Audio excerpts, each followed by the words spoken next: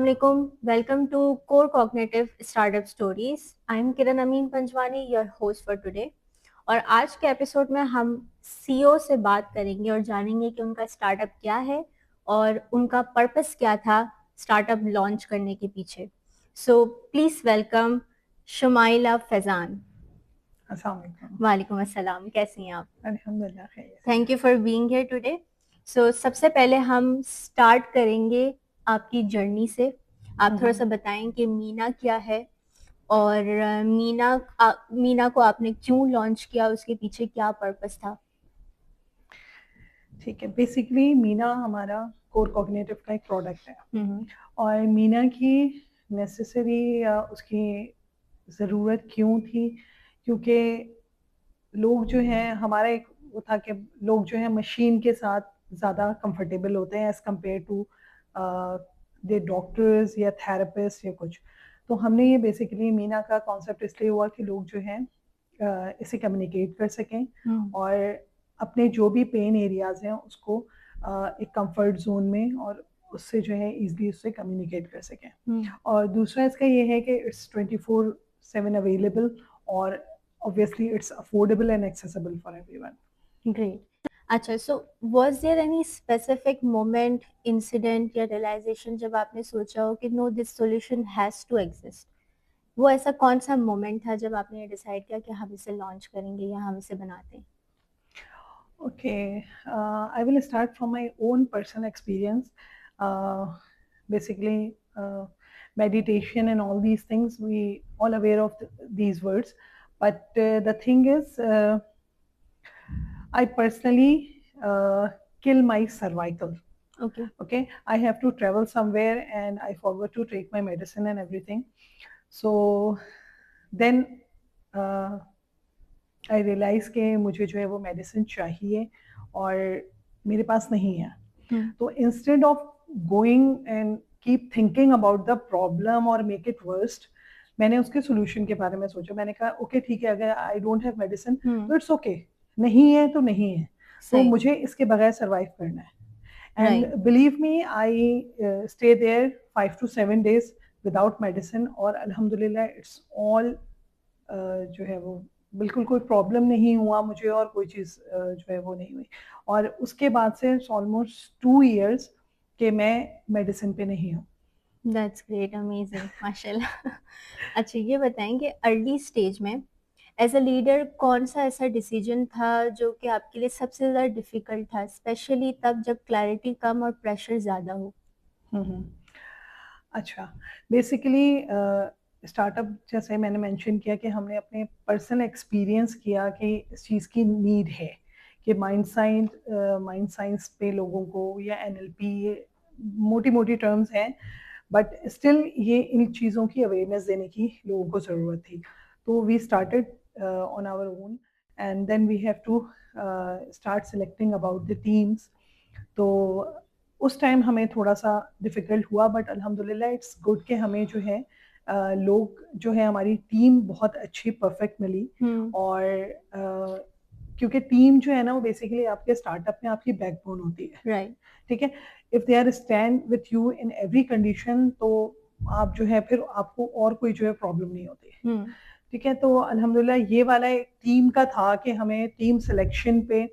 और एक और चीज़ मेंशन करना चाहूँगी कि जैसे सोशल मीडिया और दूसरी चीज़ों में बेसिकली स्टार्टअप में क्या होता है, आपके पास 4-5 डिफरेंट कैटेगरीज या ग्रुप्स होते हैं. एक आइडिया हो गया, सेल्स डिपार्टमेंट हो गया, आपका एचआर हो गया, आपका डेवलपमेंट टीम हो गई.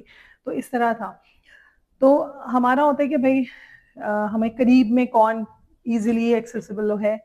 तो उस टाइम हमने कुछ लोगों को टेस्ट भी किया, उनके साथ काम किया, बट इंस्टेड ऑफ के अगर आपको कोई शख्स काम नहीं कर रहा, आप उसको अपने साथ लिए रहें, बेयर करें, तो इट्स बेटर कि आप जो है ना उनको ईजिली जो है वो गुड बाय कर दें कि भाई ठीक है, हम जो है वो नहीं कंटिन्यू कर सकते. राइट. तो that was the thing. What was your biggest early mistake and what did it teach you as a leader? Okay okay, in startup basically हम जो ये चीज़ें एक्सपीरियंस कर रहे होते हैं. Right. ठीक है, तो शुरू में आप जो आइडिया लेके आते हैं आपको लगता है कि बहुत ही it's amazing, everyone will understand and everything.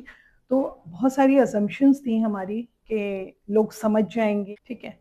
अच्छा, स्टार्टअप्स में हमें बेसिकली हम भी जो है वो चीज़ें एक्सपीरियंस कर रहे होते हैं।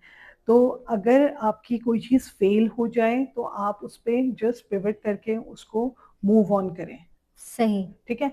तो हमारे पास ये था कि बहुत सारी हमारी अजम्पशंस थी, हमें लगा कि चीज़ें बहुत जल्दी मार्केट में लोग अवेयर होंगे, समझ जाएंगे चीज़ें। ऑल्दो हमें जब हमने टर्म्स एनएलपी की और सिल्वा की तो लोगों ने कहा कि हाँ हमें पता है, हम इस चीज़ को सुन रहे हैं, हमने कोर्सेज भी किए हुए हैं पूरे पूरे, लेकिन स्टिल वो चीज़ उनके लिए नो यूज़ थी। सही। बिलीव मी, वो उनके लिए बिल्कुल नो यूज़ थी कि उन्होंने एलएलपी किया हुआ है एंड दे डोंट नो कि हाउ टू यूज़ इट। तो हमने बेसिकली उसकी अप्रोच टोटली डिफरेंट की है। हमने instead of selling those courses, हमने जो जिस चीज़ के लिए वो चीज़ यूज़ हो सकती है ना वो कोर्स, हमने उसको बेसिकली ब्रेक डाउन किया कि एनएलपी किन चीज़ों में आप यूज़ कर सकते हैं, और उसको फिर हमने छोटे स्मॉल टेक्निक्स में लाए ताकि उससे जो है उसकी प्राइसेस भी रिड्यूस हो गई हैं लोगों को, बजाय इसके कि वो 2 दिन के सेशन 4 to 8 आवर्स का सेशन लें और इन द एंड उनको कुछ भी समझ में नहीं आया हुआ है। तो उसके बजाय हमने उसकी टेक्निक्स पे काम किया है। सही, ग्रेट।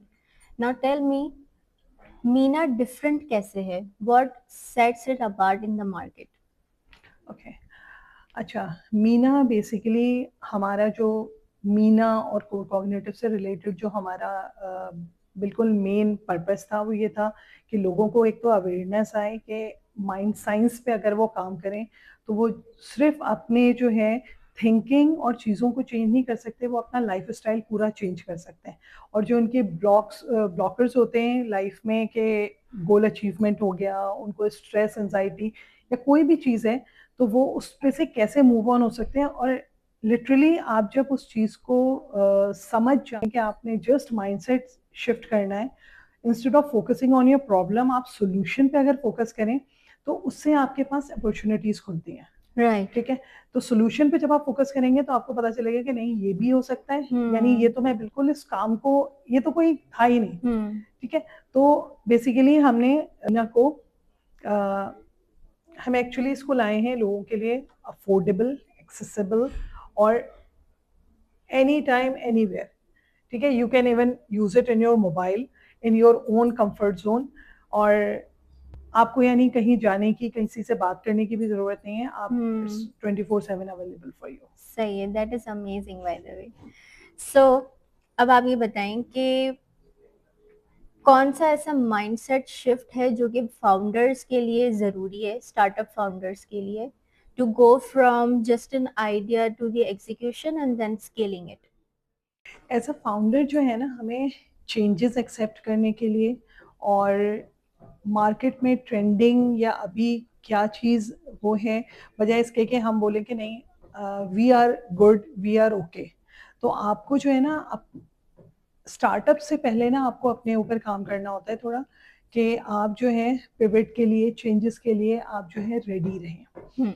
ठीक है। और दूसरा ये है कि लाइक जो है आपको एक मेंटोर की ज़रूरत है। आप बोलेंगे आपको हमेशा you are open for learning होना चाहिए कि आप जो है चीज़ें सीखने के लिए आप रेडी हो।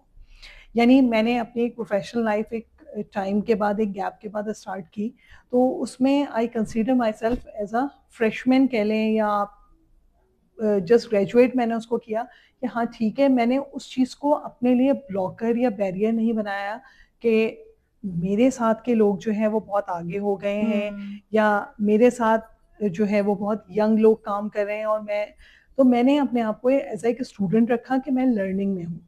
तो सेम यही चीज़ आपके स्टार्टअप के लिए भी काम करती है कि आप एक लर्निंग स्टेज में रहें और आप यानी अगर आपको कोई चीज़ नहीं आती तो you can learn from someone. तो इसमें जो है आपके मेंटोर का बहुत बड़ा एक पोर्शन होता है कि आप जो है अच्छे मेंटोर्स आपको मिलें और उनके साथ आप इंगेज हो।